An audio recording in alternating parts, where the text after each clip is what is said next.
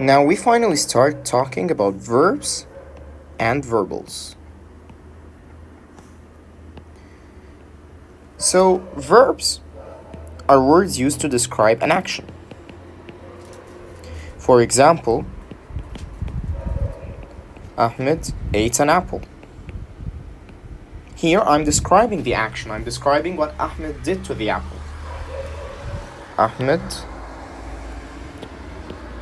played football.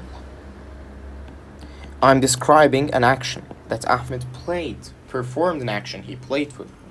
So verbs are either describe actions, an action, or they might describe what we call a state of being.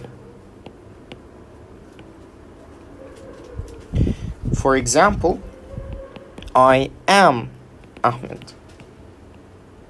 This is called a state of being, to be, that I am Ahmed. انا في العاده ما بحبش مش عايز اتكلم عربي في الفيديو، لكن هوضح الحته دي لان هي مش هتبان خالص بالانجلش. a state of being يا جماعه يعني انا اكون. احنا يمكن ما بنفهمهاش كويس لان هي مش عندنا في العربي. لما اقول لك I am احمد يعني انا احمد. جميل.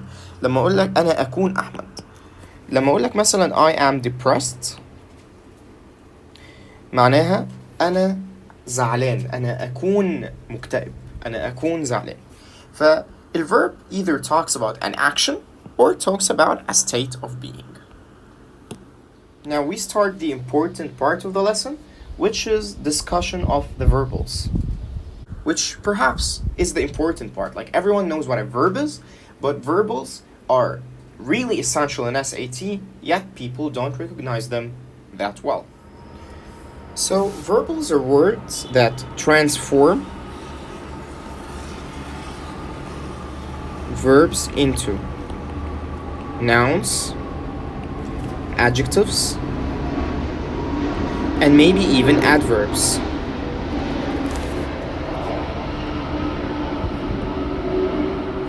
So what are the forms of verbals? Well, we have gerunds, infinitives,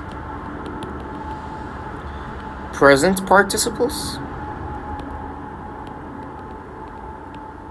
and past participles. So let's start talking about every one of them individually. So the first type of verbals is the gerund. Gerunds are words that function as a noun. They're perhaps the simplest. All you have to do is add an ing to the verb. So for example, eat becomes eating. Play becomes playing.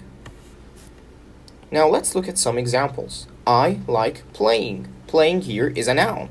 What do I like? Playing. Here it is the same. Eating here is also a noun. Eating is my favorite hobby. So a gerund is simply a verbal or a verb form that functions as a noun. An infinitive is very similar to a gerund. It is also a word that functions as a noun. It is very simple to form. All you have to do is to add to the verb. So for example, if the verb is eat, then the infinitive is simply to eat. And as you can see here, it functions as a noun. To eat is my favorite activity. If the verb, for example, is play, then the infinitive is simply I like to play. So to play is the infinitive. A present participle is a word that functions as an adjective. However, be careful that it has the same form as a gerund. It is also formed by having the verb plus ing. So however, you can differentiate between a participle, a present participle, and a gerund by the use in the example or in the sentence. So for example, don't touch an eating animal. Here, eating is an adjective. Why? Since it describes the animal. Which animal? The eating animal.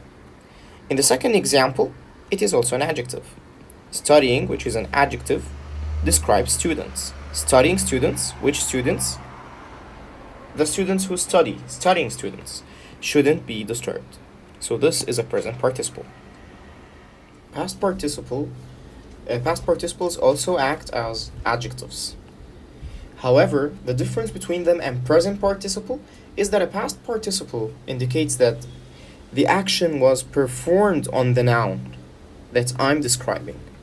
So, for example, before we move on to the example, its form is usually by either the normal past of the verb if it was ending with ed. For example, cook becomes cooked. Or if it was an irregular verb like eat, the past participle is usually irregular, like eaten. So let's take a look at this example. I prefer cooked apples. Cooked here is an adjective describing the apples. It describes that the action was performed on the apples, that the apples were cooked. The action was performed on them. This is an eaten carrot. Eaten here is an adjective. An eaten carrot implies that the action, which is being eaten, was performed on the carrot. So this is a comparison between present participle and past participle in terms of meaning. Like we said, present participle means that it's an adjective, it's a verb form that's an adjective that performs the action. Performs the action. While a past participle gets the action performed on. The action is performed on the noun. So for example, if I say she is annoying, I just described her that she's an annoying person. She annoys people. However, if I say she is annoyed, I mean that someone annoyed her. If I say she is tiring, that means that she tires people. She makes them tired.